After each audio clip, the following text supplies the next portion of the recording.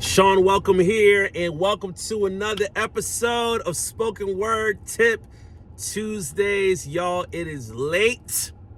It is late out here. I usually try to record these during the daytime, but I've had a very long day and I figured if I record it before midnight, it's still Tuesday. So, it is what it is.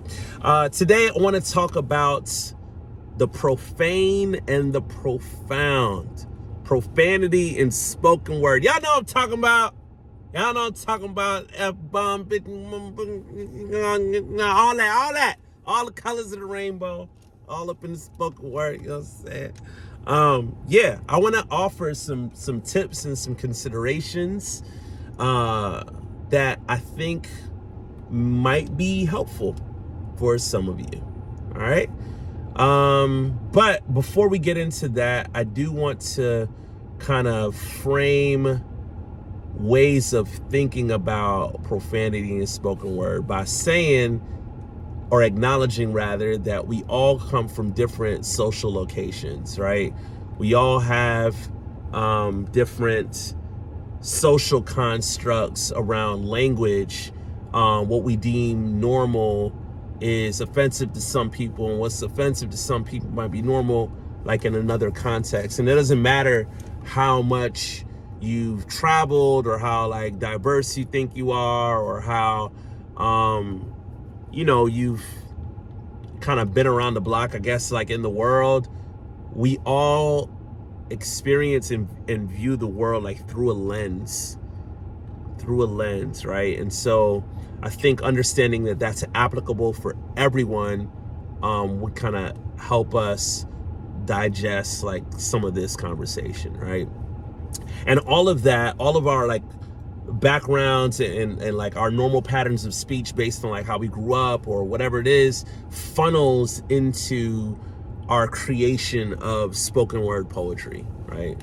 Funnels right in there. And so that's just kind of like a general thought to kind of kick us off with. But tip number one, if you're going to use lots of what we would consider offensive language or profanity in spoken word, I think the question to ask yourself is this body of work consistent with my normal pattern of speech off the mic, right?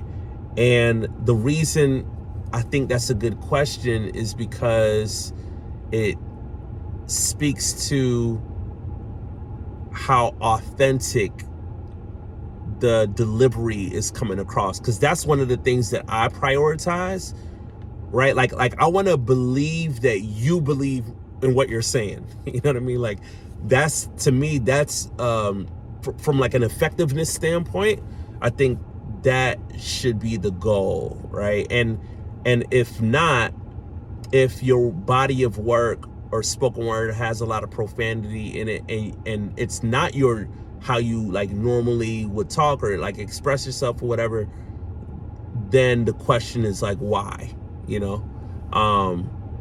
Because you risk your authentic voice by doing that, unless you want to pursue acting and like that's your thing, you know what I mean? But I think authenticity is key, and the question to ask, regardless if it has profanity in it or not, is it consistent with my natural voice? The second tip or thought that I had was that I believe lots of use in profanity in spoken word is kind of like a seesaw. It has like the seesaw effect. And what I mean by that is the more like strong language, I guess, that you use in spoken word, the effect that it has is it deepens the sort of like resonance with those that are feeling you, or like can relate to how you're communicating. It strengthens your communication with that audience while alienating those that deem it offensive, right? And so the question becomes like, is it worth it? And if it is, then great. You know what I mean? It is. I have no like opinion about that, but it's like a question to ask yourself. The other thing to consider is, or a question to ask yourself is it possible to still resonate with that same audience without the use of profanity or as much profanity, and thus capturing the attention or effect to both audiences, right? So it's kind of like the seesaw effect, right? Like, you know, I guess that's kind of like the way that I frame it. So I think understanding what it does is helpful for when like writing it into like our bodies of work, right? The third sort of tip or thought that I had is like the less profanity used in a particular spoken word poem, to me, gives it more weight when it is used, right? And so what I mean by that is, you know, said spoken word piece got all the colors of the rainbow, whatever. Yeah, I mean, it's self-explanatory. The less use of that language, because of sheer contrast to the rest of the body of work, gives it more like weight and emphasis, right, on that word. So the intended impact that you want it to have, it might have more if you use it less, right? So that's kind of like tip number 3. And then the last sort of tip or thought that I had was, actually got this from my boy Cuban. Shout out Matthew Cuban Hernandez. His thought that he offers his students when he does poetry workshops to teens is, if it's profane, it must be profound. If it's profane, it must be profound. And it's kind of like a way to challenge teenagers in particular who may not have an extensive or deep vocabulary yet, you know, to when they're using what's like maybe normal in their context in terms of profanity, to think about ways to strategically kind of position it and make it more like profound or impactful or like intentional would be a better word for that, right?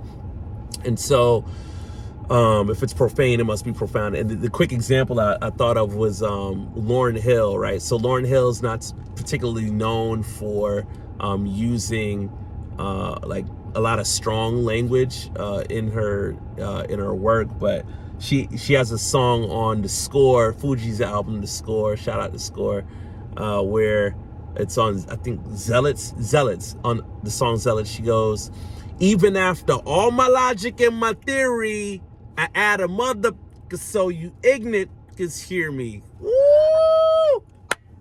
Y'all ain't hear, some of y'all ain't catch that. But yeah, it was, even after all my logic and my theory, I add a mother, so you ignorant can hear me. So so that bar kind of paints the picture of what it means to, if I'm going to use the profane, it must be profound, right? And I think my closing thought around profanity is that if there's a lot of it in your work, the question to ask yourself is it my authentic voice, right? Also understanding that the less profanity you use in spoken word, the more weight that word or 2 or 3, whatever it has, and it could lead to a more impactful effect. And lastly, if there's work that you have communicating something, is it possible to not have profanity in it at all, and thus capturing both audiences, those that would have previously deemed it offensive, plus those that it resonates with, like capturing like more of a broader audience because of that removal of the profanity, right? So yeah, these are just thoughts. I hope that was helpful to some of y'all, and till next Tuesday, peace, love, and poetry.